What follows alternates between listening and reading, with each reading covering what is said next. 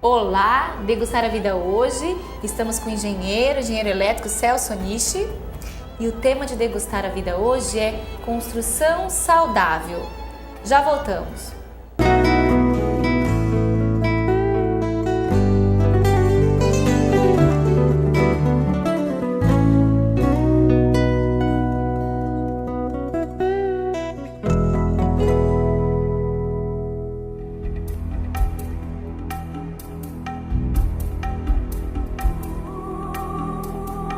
Degustar a Vida hoje. Obrigada pela presença, Celso. E um ótimo tema, porque nós queremos morar bem. O planeta pede para que moremos bem. E Certo. Degustar a Vida hoje vai trabalhar sobre construção saudável. Qual a importância? Não, é importante não é falar, né? Mas o que seria então uma construção saudável? Ok. Primeiro, boa tarde a todos. Obrigado Obrigada. pelo convite, pela oportunidade.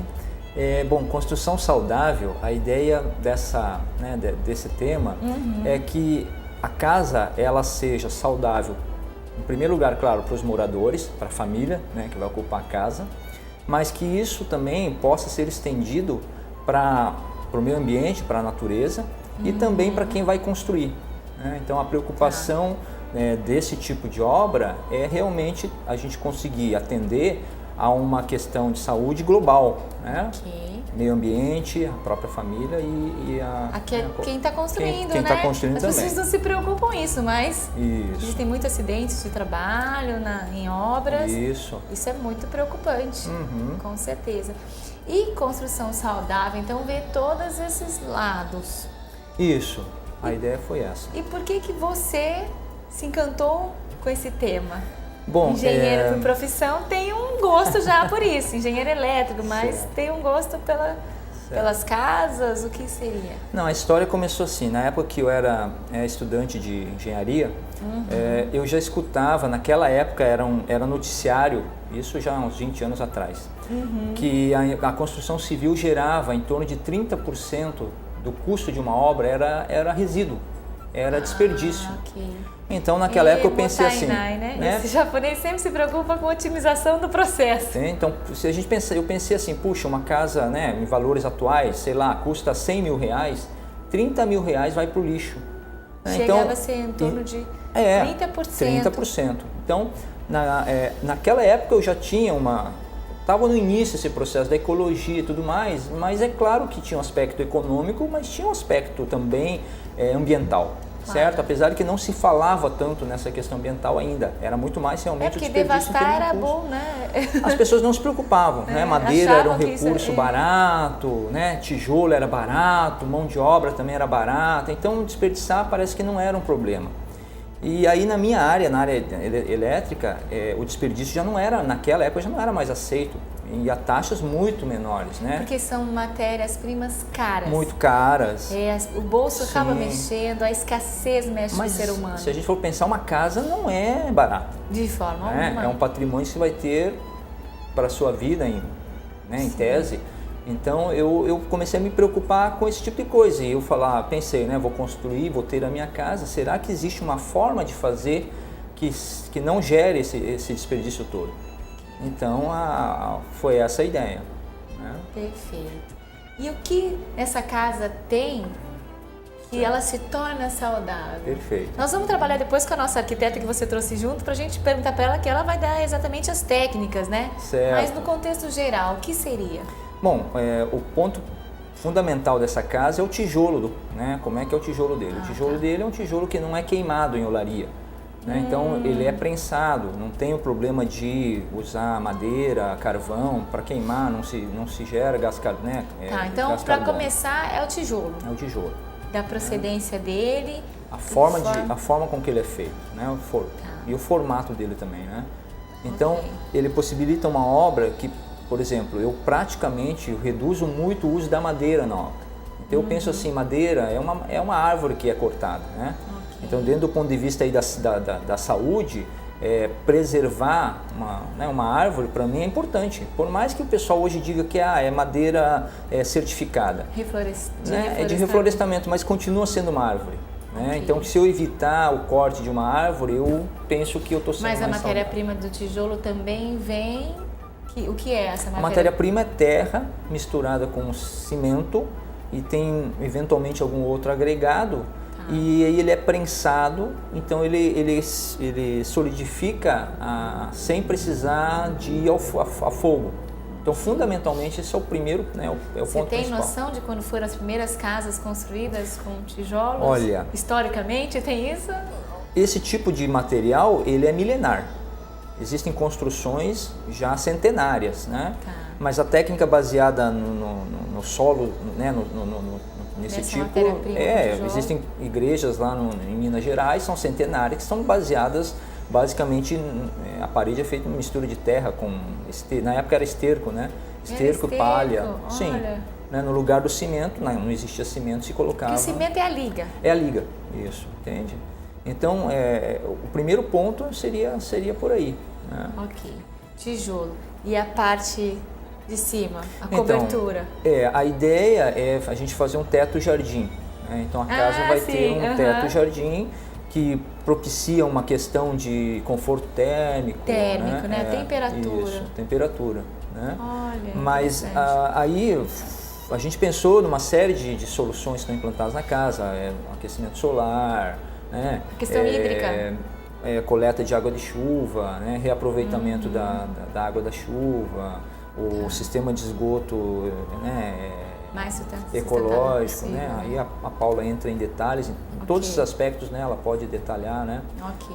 Mas seria isso. Em termos econômicos, seria mais vantajoso também? Eu sei que só quando a gente já se fala do desperdício, claro que já é. Uhum. Mas para quem está partindo para essa área, porque tem isso, né? Tem gente que fala, quer ser mais sustentável, acaba sendo mais caro. Como papel reciclado, acaba sendo mais caro como outro papel. Uhum. É mais econômico ou ainda acaba por ser difícil chegar a alguns itens, ainda tem um preço maior? Veja, só para você ter uma ideia, o tijolo eu te trouxe de Curitiba. Okay. Então, se a gente for pensar num custo de obra, você pagar frete para trazer tijolo é uma coisa um pouco absurda. Você vai ter que colocar um valor intrínseco valor nesse. Que não seria necessário caso houvessem fabricantes aqui. Mas, mas mesmo levando em conta esses custos, né, o custo por metro quadrado da obra, ele saiu comparável a uma obra convencional. Né? Okay, tá. Então ele não saiu mais caro, não saiu mais barato. Então seria dentro do padrão da obra que foi feita, ele saiu dentro do custo da época, né, do metro quadrado de uma obra convencional. Como do nosso saiu broto, já fica aqui a deixa para uma oportunidade de negócio. Se tiverem pessoas interessadas em fabricar esse tijolo aqui, é uma grande oportunidade já, né, Celso? Sim, sim. Que já agrega para as construções. Com certeza, com certeza. Ok, né? ok. E isso, na verdade, várias oportunidades de negócio, porque uma cidade do Porto de Foz do Iguaçu, uma olaria só é pouco. Tanto que olarias mesmo existem várias, né? Várias olarias no entorno de uma cidade, né? E eu sei que hoje existe uma certa restrição até do próprio Instituto, né, de Meio Ambiente de conceder licenças para novas olarias. Então, na verdade, o tijolo esse que nós temos hoje, ele já passa a ser um insumo que já é complicado de ser fabricado. Então, nós temos que, de alguma forma, encontrar uma solução, uma alternativa, né, que continue gerando obras sólidas, né, uma casa boa de morar, mas que aí já tem a preocupação nessa questão ambiental, né? Tá, e até a manutenção dessa casa seria mais difícil, mais fácil? Tem esse dado ou não? Olha, assim, em princípio... Porque toda casa precisa de uma manutenção, todo mundo precisa de manutenção. Então não tem diferença, né?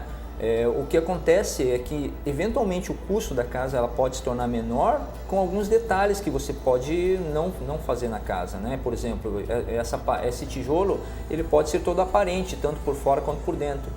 Seria uma casa de tijolinho à vista, né? Tanto por dentro isso economiza aí uma série de insumos, né? E aí até eventualmente pode se tornar mais barato, certo? Mas o foco, a ênfase lá na obra que nós fizemos não foi torná-la necessariamente mais barata, né? A preocupação era nessa questão... Porque eu fico querendo saber qual a resistência do outro. Eu quero saber o que tem de benefício, claro, porque o tema já é construção saudável. Certo. Né? Mas aquilo que as pessoas resistem, eu já vou argumentar. Olha, não é tão mais caro assim não, né? Certo. Pensando no custo-benefício a longo prazo, isso não é caro, isso é mais barato. Não é, isso. Né? E cuidar do meio ambiente não teria preço. Isso, né? Tem esse detalhe, mas por exemplo, esse tijolo ele existe há pelo menos uns 50 anos. Mas por que então que até hoje as pessoas não fazem casa de tijolo? Então, até bem pouco tempo atrás, o fato de nós termos mão de obra barata na construção civil, de se poder usar madeira à vontade sem ser um problema, queimar carvão, madeira para fabricar tijolo, isso não gerava nem custo nem impacto, né? As pessoas não estavam preocupadas com isso. Então, o que está acontecendo hoje em dia? É aquilo que eu falei, o tijolo, o preço não para de crescer, mas não é porque existe só a questão, né, do mercado estar aquecido, mas é porque é difícil mesmo de produzir hoje. Trazer lenha, carvão, né, uma série, esses insumos, né, fora o processo de gerar problema para o ambiente. Então, e outra questão cultural é que nós temos uma tendência a sermos refratários a novidades. Né? Principalmente, claro, quando tem um investimento aí grande envolvido, porque é um investimento grande você fazer a sua casa. Vou morrer, né? Pensa isso. Isso. Não, tem que pensar isso não. Tem todo um processo ligado à qualificação de mão de obra. A pessoa que vai construir essa casa, o operário, a mão de obra, ela tem que ser muito mais detalhista, muito mais cuidadosa do que a construção civil convencional usa. Né?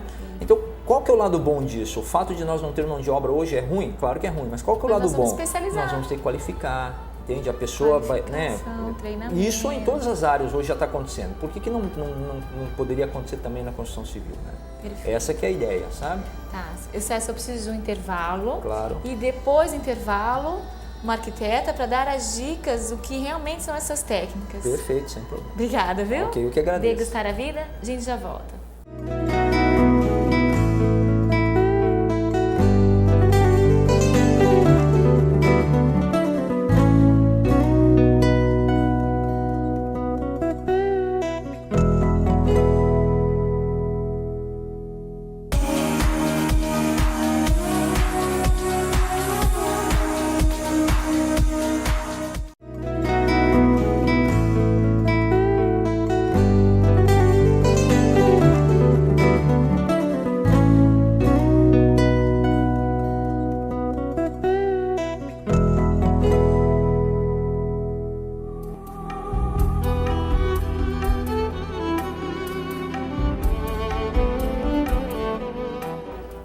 Degustar a vida, construção saudável, uma construção mais inteligente para o planeta, né? Estamos com a Paula Padilha, que ela é arquiteta, e tem uma adoração para uma questão do ambiente também, né? Sim. A arquitetura tem que estar muito linkada com o meio ambiente.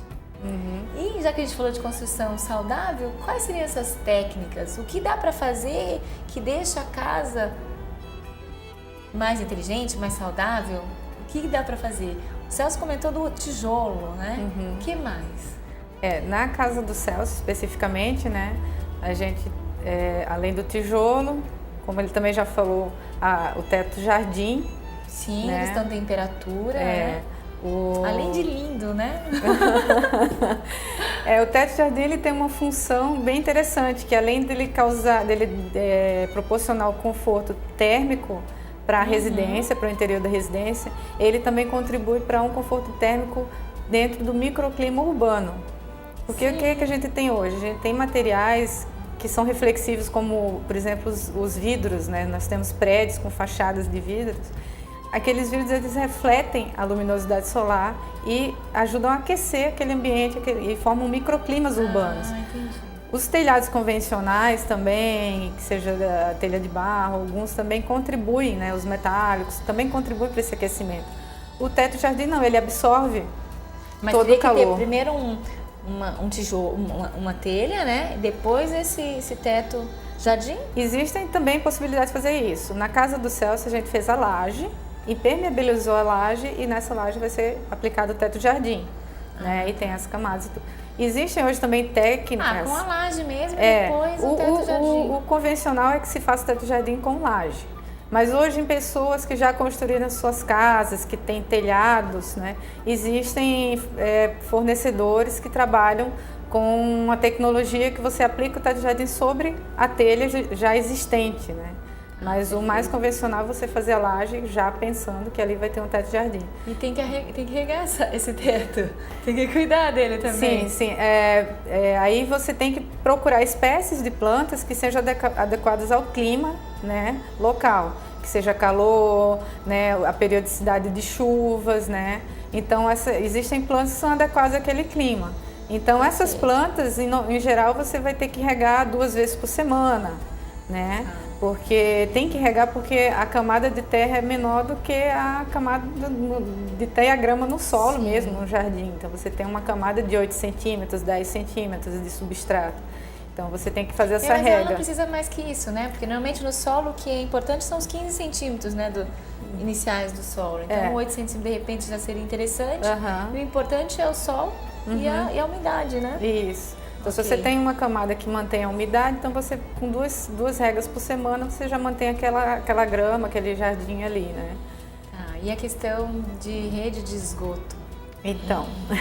Isso que me preocupa, porque o conforto que muitas pessoas ainda têm resistência a abrir é um bom banheiro e como, pelo menos, o odor desse banheiro. E claro, né, sustentavelmente, para onde vai esse dejeto, esse esgoto? Existem várias formas, né, de você trabalhar com o banheiro. O que se tem mais resistência hoje é utilizar o banheiro seco, que aí você não tem a descarga com água. Mas eu conheço banheiro seco porque era coisa do sítio, né? Então, quem viveu já tem a casinha lá fora e tudo. Isso. Mas hoje existem tecnologias de que esse banheiro não tenha cheiro, né? De como tirar o cheiro. Geralmente você usa uma chaminé preta, que vai levar esse cheiro para fora, e essa chaminé, por ser preta, ela vai ser aquecida pelo sol.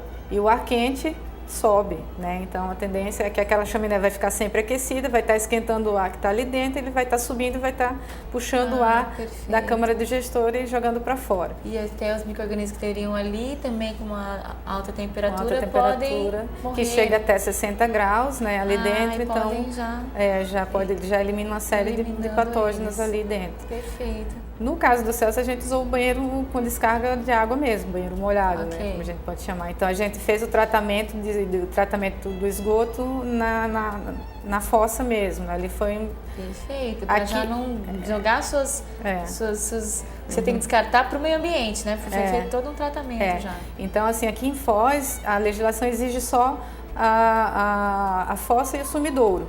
Na casa do Celso, a gente fez fossa, o filtro e o sumidouro.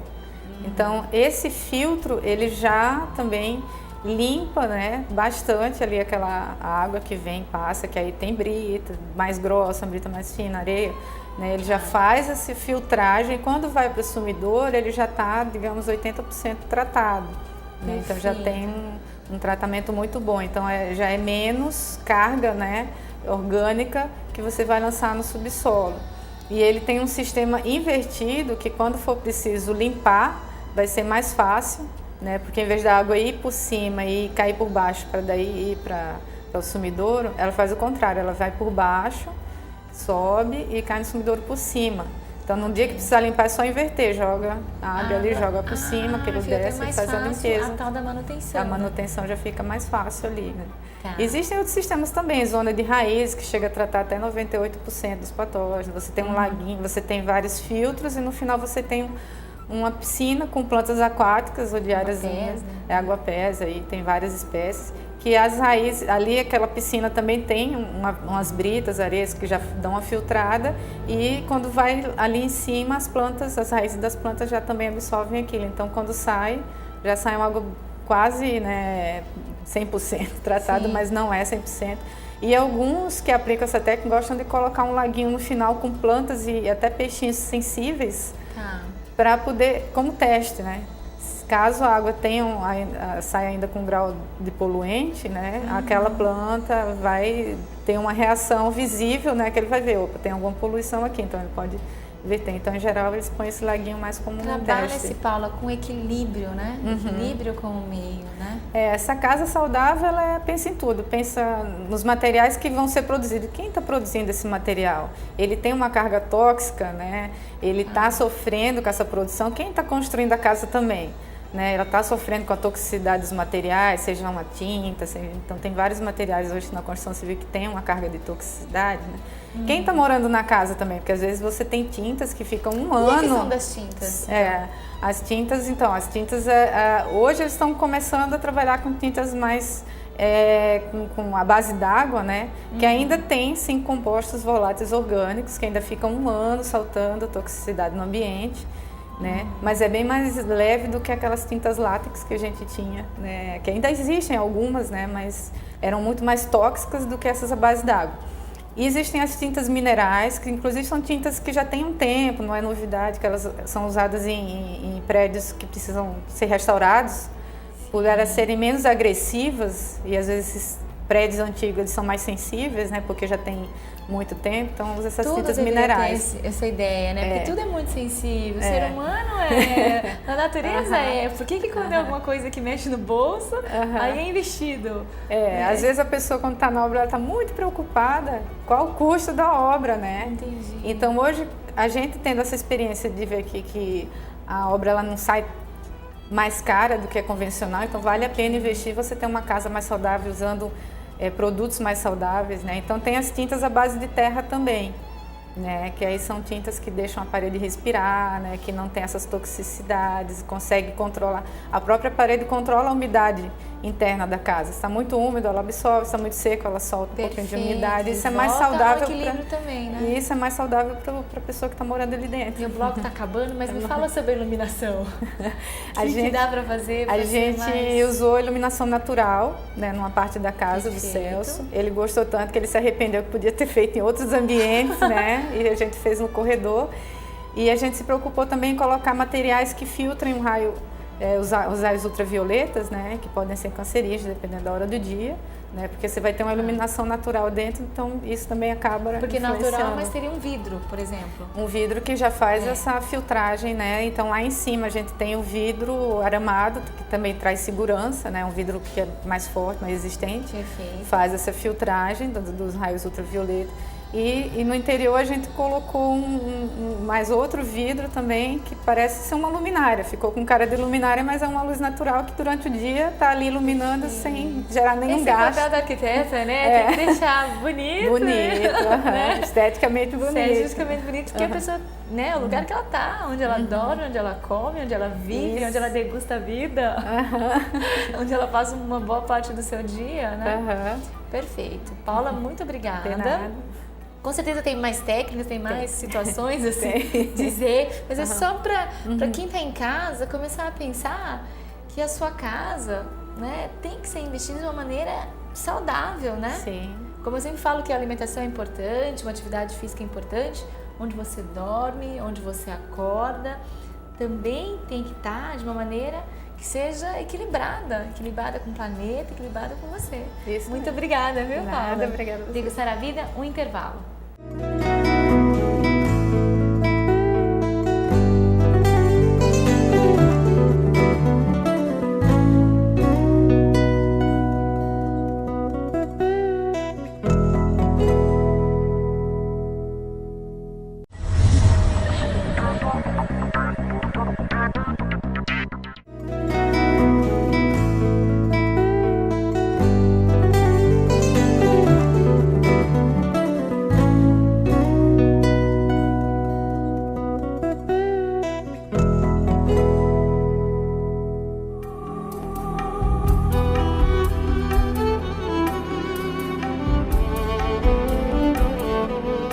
Degustar a vida, nosso último bloco. Eu estava gostando de aprender aqui com engenheira, com arquiteta, como ter uma casa, uma construção saudável. E o Celso vive numa casa assim. Como que é a sua experiência, né? Como eu falei naquele momento, tem resistência, né? Os filhos, às vezes, né, vê a casa do outro é diferente, tem uma certa resistência, ou você acha que está tudo indo para um caminho que está muito bom? Ah, ok. Ok, bom, a experiência de viver nessa casa são exatamente 2 anos agora, em abril, né? 2 anos. Então ainda é pouco tempo, mas uma constatação. Comparando, agora vamos pensar assim financeiramente, né? Perfeito. A nossa conta de energia nessa casa é menor do que a casa anterior. Ok. Né? Então isso já é uma questão aí. Sem Já pensar dá para viajar todo ano, degustar a vida só com o consumo econômico de energia elétrica. E não só pelo seu bolso, mas pelo planeta, porque a energia elétrica em consumo faz com que as ideias... A gente economiza a natureza. A natureza, isso, né? parabéns. Exatamente. Tá. Então, a questão... Realmente a gente sente que a casa é mais agradável, né? Sempre em comparação com a casa que nós morávamos dela. antes. Isso, é que aqui em Foz do Iguaçu não dá pra gente fazer milagre, né? As nossas noites são quentes, então ar-condicionado ainda nós não encontramos uma solução que... Eu não gosto de ar, mas vamos é, pensar o que dá pra né? fazer. Mas estamos pesquisando, vamos... Porque eu sinto que o ar ainda, ele tira a umidade, mas você já coloca Claro. como chama, um modificador de ambiente, mas eu sinto, porque pelo menos na região dos meus olhos, seca. É bem sensível e resseca. Isso. Então, ar-condicionado só para emergência, pelo menos no que eu sinto. E olha que eu já vim de uma cidade quente, que é Ribeirão Preto, que também é quente. Perfeito. Mas, né? Por isso que eu falei que é muito pouco tempo ainda, né? Tá. Porque um dos projetos que está incluso no projeto da casa é, de certa forma, a gente enterrar a casa no verde. Então, o que é esse enterrar a casa no verde? Né? A Paula falou lá do microclima que é gerado, por exemplo, na cidade, pelo fato da cidade não ter verde.